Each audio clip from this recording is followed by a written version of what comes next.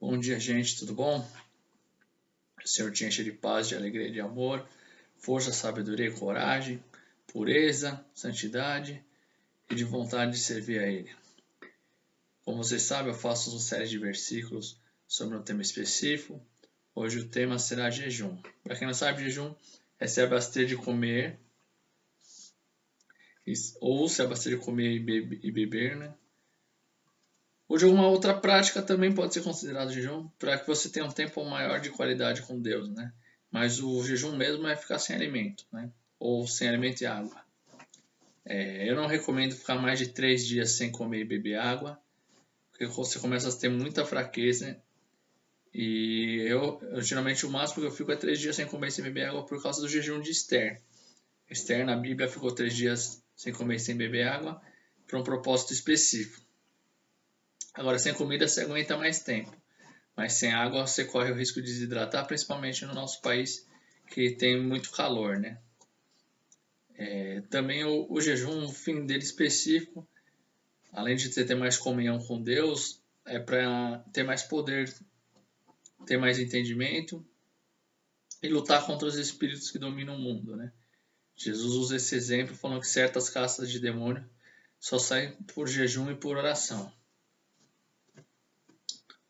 É isso, né? O que eu tinha que falar. Agora vamos ao que a palavra diz. Aí Natan foi para casa. Então o Senhor fez com que o filho de Davi e da mulher de Urias ficasse muito doente. Davi orou a Deus para que essa criança sarasse e não quis comer nada. Entrou no seu quarto e passou a noite inteira deitado no chão. Então os funcionários do palácio tentaram fazer Davi se levantar, mas ele não quis e não comeu nada com eles. Uma semana depois a criança morreu, e os funcionários ficaram com medo de dar a notícia a Davi.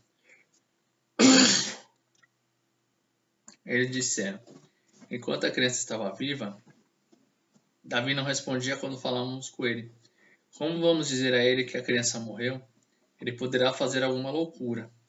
Quando Davi e os oficiais cochichando uns com os outros, compreendeu que a criança havia morrido.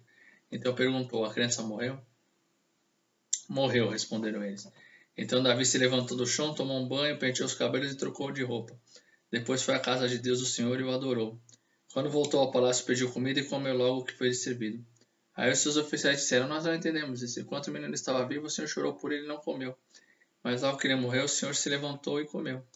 Sim, respondeu Davi. Enquanto o menino estava vivo, eu jejuei e chorei porque o Senhor poderia ter pena de mim e não deixar que ele morresse. Mas agora que está morto, por que jejuar? Será que eu poderia fazê-lo viver novamente? Um dia eu irei para o lugar onde ele está, porém ele nunca voltará para mim. 2 Samuel 12, 15 e 23. Aí você vê que há um outro princípio importante. Você se arrepender dos seus pecados, com jejum, com choro e com oração. Quando a gente perde uma pessoa geralmente querida, nós ficamos em jejum praticamente automático, nós perdemos toda a vontade de comer, né? Mas nesse caso específico foi por um erro de Davi, né? Por ele ter adulterado e matado Urias, ter adulterado com Betsaiba, né? Ter tido relação com a esposa de Urias e depois matado ele. E aí ele jejuou, né? Mostrando que ele se arrependia disso.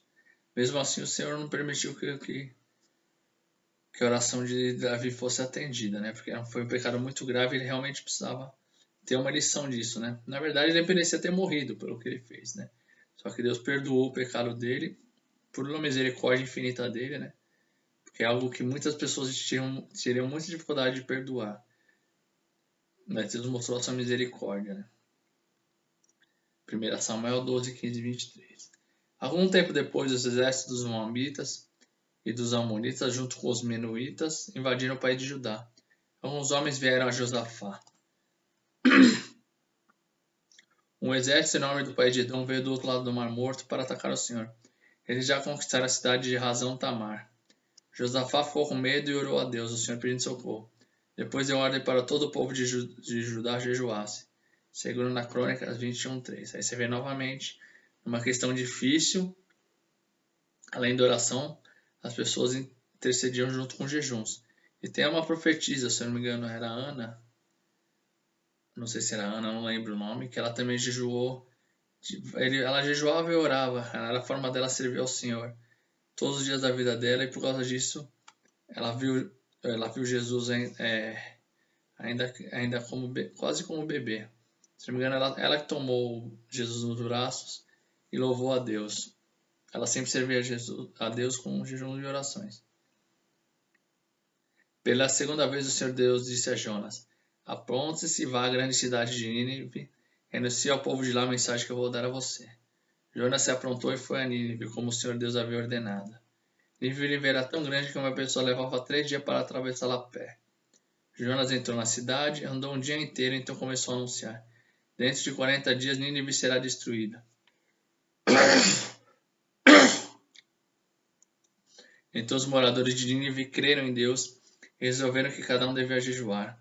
E todos, desde o mais importante até o mais humilde, vestiram roupa feita de pano grosseiro, a fim de mostrar que estavam arrependidos. Quando o rei de Nínive soube disso, levantou-se do trono, tirou o manto, vestiu uma roupa feita de pano grosseiro e sentou-se sobre cinzas. Mandou também anunciar ao povo da cidade o seguinte: esta é uma ordem do rei e dos seus ministros, ninguém pode comer nada. Todas as pessoas, também os animais, o gado e as ovelhas, estão proibidos de comer e beber. Que todas as pessoas dos animais vistam roupas feitas de pano grosseiro. Que cada pessoa ore a Deus com fervor e abandone seus maus caminhos e suas maldades. Talvez assim Deus mude de ideia. Talvez o seu furor passe e assim não morremos. Deus viu o que eles fizeram como abandonaram seus maus caminhos, então mudou de ideia e não castigou a cidade como tinha dito que faria. Jonas 3, 1, 10. Você vê a força do jejum que chegou a ponto de Deus deixar de destruir uma cidade que era muito pecadora diante de Deus. É uma cidade que vivia em guerra constante com Israel e ia ser totalmente destruída. Deus atendeu ao jejum e oração, né? O jejum é uma forma de se humilhar, né? Você mostrar que... Porque comer nos dá muita alegria. Quando nós jejuamos, nós entramos no princípio inverso, né? Começamos a se entristecer pelo que nós fazemos de errado. Só para continuar, está em Jonas 3,10. Aqui já é um texto que explica também sobre o jejum, né? Mas é uma forma diferente. Não é sobre o jejum de ficar sem comer. É sobre o jejum que Deus se agrada, né? Porque o jejum, por mais que você se arrependa, por mais que você fique sem comer, o importa é o que ele vai gerar isso no coração de você, né? Não adianta nada você jejuar e viver da mesma forma. Na verdade, você tem que abandonar seus erros.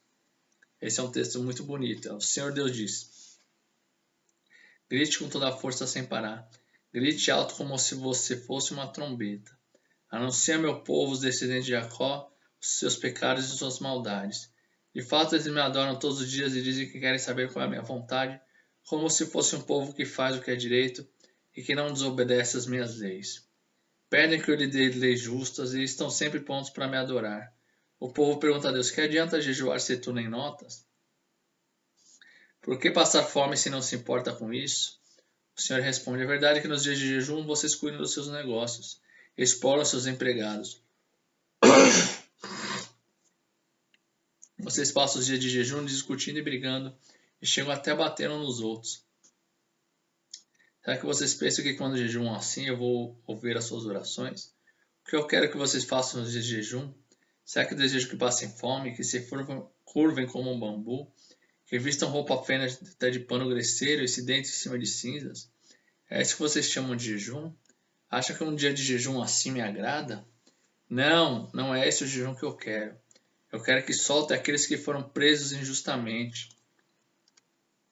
que tirem de cima deles o peso que os faz sofrer, que ponham em liberdade os que estão sendo oprimidos, que acabem com todo tipo de escravidão. O jejum que me agrada é que vocês repartam sua comida com os famintos, que recebam em casa os pobres que estão desabrigados, que deem roupa aos que não têm. Então a luz da minha salvação brilhará como o sol, e logo vocês todos ficarão curados. O seu Salvador os guiará, e a presença do Senhor Deus os protegerá por todos os lados. Quando vocês gritarem pedindo socorro, eu os atenderei. Pedirão a minha ajuda e eu direi: estou aqui. Se acabarem com todo tipo de exploração, com todas as ameaças e xingamentos, se derem de comer aos famintos e socorrerem os necessitados, a luz da minha salvação brilhará, e a escuridão que vocês vivem ficará igual à luz ao meio-dia. Eu, Senhor, sempre os guiarei até mesmo no deserto. Eu lhes darei de comer e farei com que fiquem sãos e fortes. Vocês serão como um jardim bem regado, como uma fonte de onde não param de correr águas. Em cima dos alicerces antigos, vocês reconstruirão cidades que tinham sido arrasadas.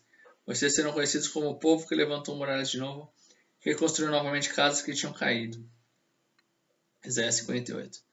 Você vê, né, que não adianta nada a gente jejuar, orar e não mudar de vida, né? Nós devemos parar de xingar uns aos outros, parar de brigar uns com os outros, amar uns aos outros, ajudar aquele que não tem o que comer verdadeiramente, não aquele que não quer trabalhar, ainda que muitas vezes possamos ajudar eles também. Mas na verdade nós vamos estar incentivando eles a gastar o dinheiro com algo que não deve. Porque ele vai ter o que comer, mas não vai, mas o dinheiro que ele deve usar para comer, ele vai querer usar para outras coisas. Por exemplo, com bebida ou com droga em excesso. Amém? Mais um texto. Então o Espírito Santo levou Jesus ao deserto para ser tentado pelo diabo. Depois de passar 40 dias e 40 noites sem comer, Jesus estava com fome. Então o diabo chegou perto dele e disse: Se você é o Filho de Deus, mande que essas pedras virem pão. Jesus respondeu: As sagradas escrituras afirmam: o ser humano não vive só de pão, mas vive de tudo que Deus diz. Mateus 4:1-4. Quando vocês jejuarem, não façam uma cara de triste como fazem os hipócritas, pois eles fazem isso para todos saberem que eles estão jejuando. Eu afirmo a vocês que isso é verdade, eles já receberam sua recompensa. Mas você, quando jejuar, lave o rosto e penteie o cabelo, para os outros não saberem que você está jejuando. E somente seu pai, que não pode ser visto, saberá que você está jejuando. E o seu pai, que vê o que você faz em segredo, lhe dará a recompensa. Mateus 6:16-18. Mas esse tipo de demônio só pode ser expulso com oração e jejum. Mateus 17:21. Bom, vocês viram a importância do jejum, né? Mas principalmente a mudança de atitude que ele nos causa, né? Não adianta nada você só passar fome se você não está jejuando. Não adianta você passar fome e orar e não mudar de vida, né? O importante é você reconhecer que Deus se agrada que sejamos pessoas boas. Que não façamos o mal, nem buscamos nada de errado, né? Por mais que nossa natureza pecaminosa muitas vezes nos inclina a isso, busquem o Senhor a mudança. Em nome de Jesus Cristo. Amém.